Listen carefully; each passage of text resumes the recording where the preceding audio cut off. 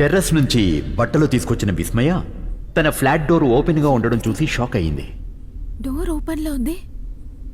నేను లాక్ చేసి కదా వెళ్ళాను.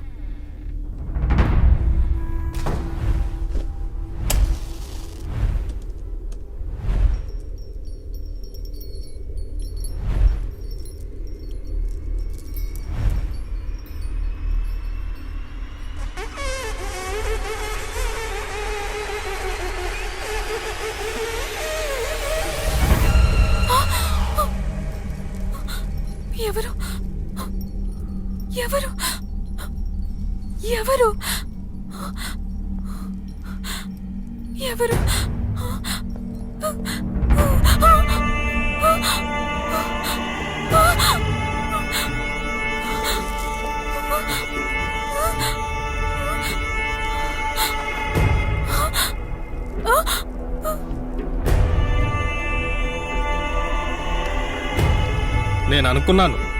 నేను అనుకున్నాను తప్పకుండా నువ్వే కంప్లైంట్ ఇచ్చుంటావని. నేను గెస్ చేసింది నిజమైంది. ఎక్స్క్యూజ్ మీ సార్, సౌండ్ తగ్గించండి, చాలా డిస్టర్బెన్స్ గా ఉంది.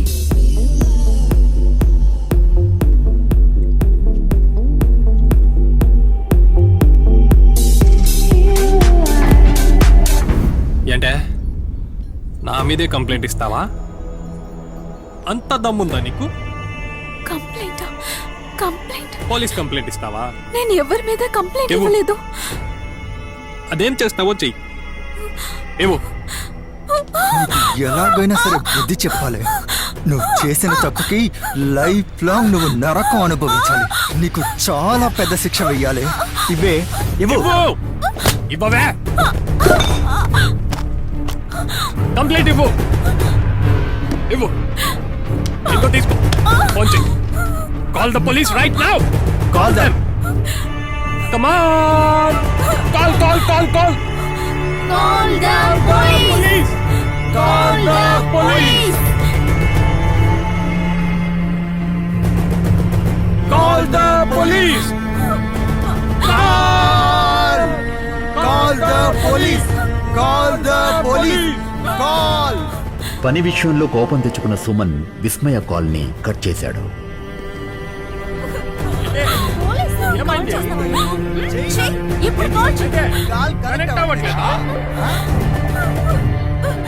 కాసేపు తర్వాత ఫోన్ చేసిన సుమన్ కి భయంతో విస్మయ అరుస్తున్న అరుపులు వినిపించాయి. కంగారుగా తన అక్కడి నుంచి బయలుదేరాడు. సుజయ్ ఇంకా తన ఫ్రెండ్స్ విస్మయకి టార్చర్ చేయడం మొదలుపెట్టారు.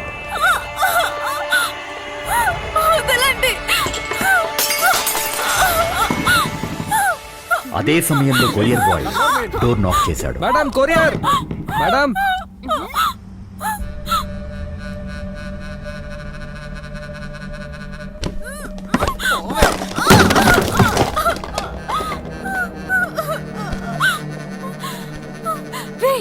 మిమ్మల్ని చంపేస్తాను. ఎవరిని వదలను. నిజంగానే పోలీస్ కంప్లైంట్ ఇస్తాను. ఎవరిని వదిలేదు లేదు.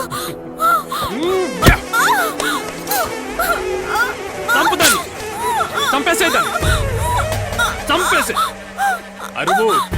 అరువు ఎవ్వరు కాపాడలేరు నిన్ను మా నుంచి. నోర్మోయ్, మా మీదే కంప్లైంట్ ఇస్తావా? మా మీదే కంప్లైంట్ ఇచ్చావు కదా, ఇప్పుడు కాల్ చేయి. ఇప్పుడు కాల్ చేయి.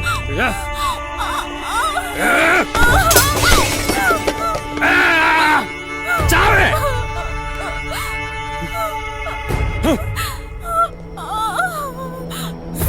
Come on, get up! Come on, get up! Call చేయవే. ఇప్పుడు చేయి పోలీసులకి కాల్. లే, కాల్ చేయి. ఇవ్వే కంప్లైంట్ ఇవ్వు. Get up. Come on, get up!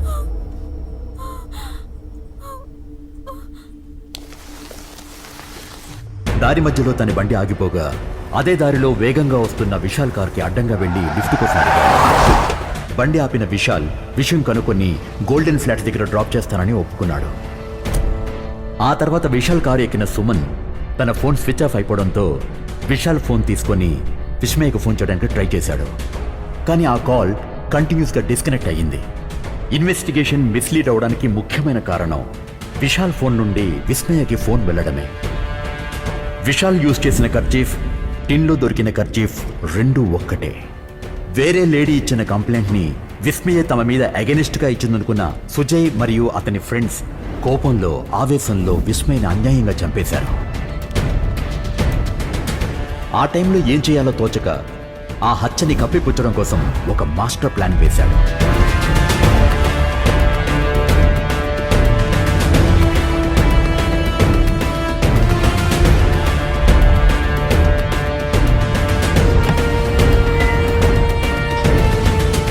ఈలోగా అక్కడికి చేరుకొని విశాల్ కార్ నుండి దిగిన సుమన్ కంగారుగా విస్మయ ఫ్లాట్కి పరిగెత్తుకుంటూ వెళ్ళాడు.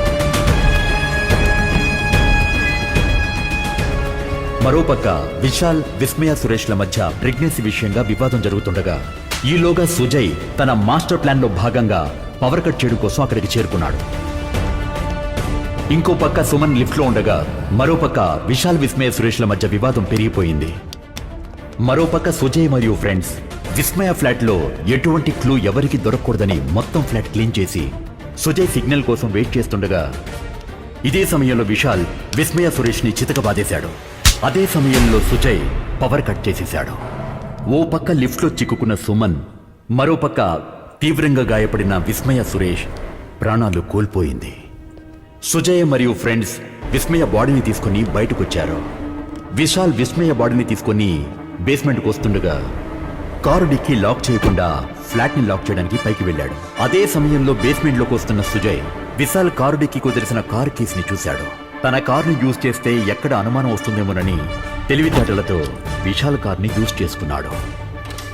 ఈలోగా ఫ్లాట్ లాక్ చేసి వచ్చిన విశాల్ తన కళ్ళ ముందే తన కారు వెళ్ళిపోవడం చూసి విస్మయ, సురేష్ తన కారు డ్రైవ్ చేసుకుని వెళ్తుందని అనుకున్నాడు. కానీ కారు డ్రైవ్ చేసుకుని వెళ్తుంది సుజయ్ మరియు ఫ్రెండ్స్. ఈలోగా ఆగిపోయిన పవర్ను సెక్యూరిటీ వాళ్ళు ఆన్ చేశారు. ఆ తర్వాత విశాల్ కారులో వెళ్లిన సుజయ్ అండ్ టీం రోడ్డు పక్కనే కారు ఆపి విస్మయ, సురేష్ని డ్రైవింగ్ సీట్లో కూర్చోబెట్టి కారు మీదకి వాళ్లే కోడిగుడ్లు విసిరి ఎవరో దుండగులు కారుని అటాక్ చేసినట్టుగా సీన్ క్రియేట్ చేసి ఆ కారును తగలబెట్టి అక్కడి నుంచి పారిపోయారు. లిఫ్ట్లోంచి బయటకు వచ్చిన సుమన్ కంగారుతో విస్మయ ఫ్లాట్లోకి వెళ్లి తను ఎక్కడ కనబడకపోవడంతో గందరగోళంలో చిక్కుకున్న తనకి ఒక యాక్సిడెంట్ జరిగింది. జరిగిన హత్యను కప్పేయటం కోసం సుజయ్ తనకు ముందుగానే పరిచయం ఉన్న రౌడీ షీటర్ విక్కీ హెల్ప్ కోరాడు. విక్కీ ఎస్ఐ కుమార్తో మాట్లాడి ఆ డీల్ను 35 లక్షలకు ఫైనలైజ్ చేశాడు. డబ్బుకు ఆశపడిన ఎస్ఐ కుమార్ డాక్టర్ అరవింద్కు ఫోన్ చేసి పోస్ట్ మార్టం రిపోర్ట్ మార్చేసి సుజయ్ ఫ్రెండ్స్కి విస్మయ తమ ఫ్రెండే అని చెప్పి ఒక మిస్సింగ్ కంప్లైంట్ ఇప్పించాడు. బాడీని రికగ్నైజ్ చేసి పోలీస్ రికార్డ్స్లో ఇదొక యాక్సిడెంట్ అని ఫైల్ని క్లోజ్ చేశారు. కేసు క్లోజ్ చేసిన తర్వాత కుమార్ సుజయ్కి ఫోన్ చేశాడు. విస్మయ యాక్సిడెంట్ కేసు తిరిగి రీఓపెన్ చేస్తున్నారని, మిస్సింగ్ కంప్లైంట్ ఇచ్చిన వారిని వెతుకుతున్నారు అని. వాళ్ళు గనక దొరికిపోతే అందరూ దొరికిపోతారు. సో ఏదో ఒకటి చేసి మీ ఫ్రెండ్స్ని ఫినిష్ చేసేయని చెప్పాడు. ఆ తర్వాత సుజయ్ నేహా బర్త్డే సెలబ్రేట్ చేయాలనే నెపంతో ఆ ముగ్గురిని కౌసల్య ఎస్టేట్కు ఇన్వైట్ చేసి వాళ్ళని చంపేశాడు.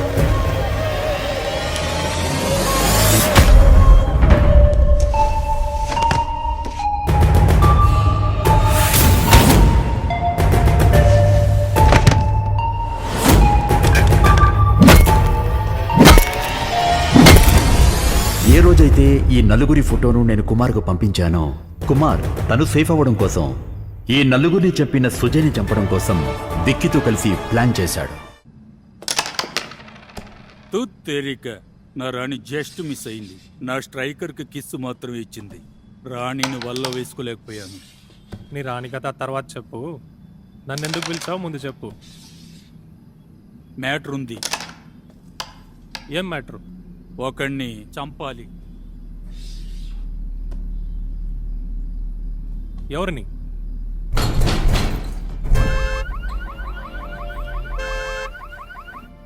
రేయ్, ఎవరు చూడరా?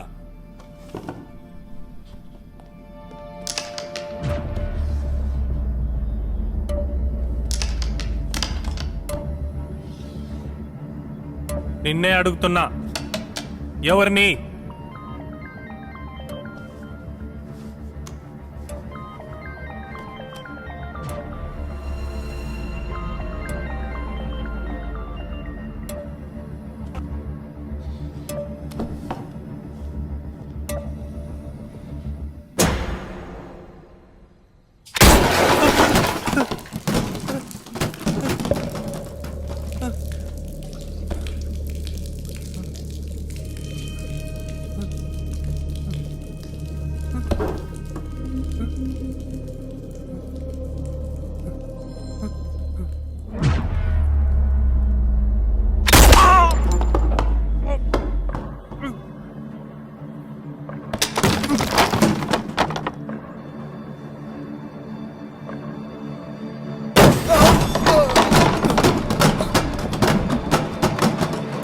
ఏయ్, లేరా ఏంట్రా ఏమైందిరా ఎవరు కలిచారు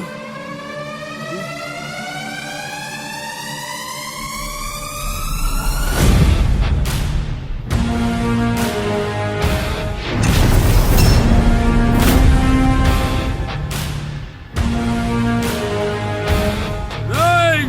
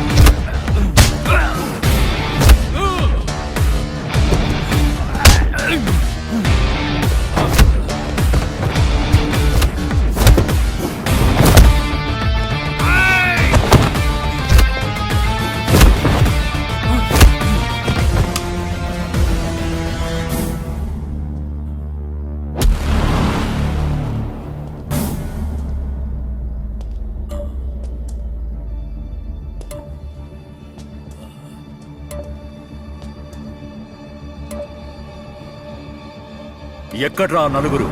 సార్ ఎవరు సార్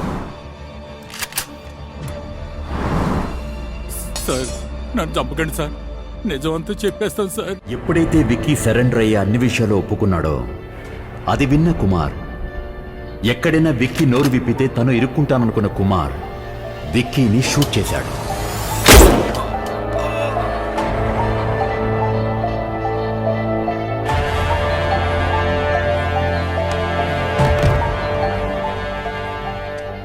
కుమార్కి తెలీదు తన కాలి గుర్తులే తనకు సాక్ష్యంగా మారి తనను పట్టిస్తాయి అని.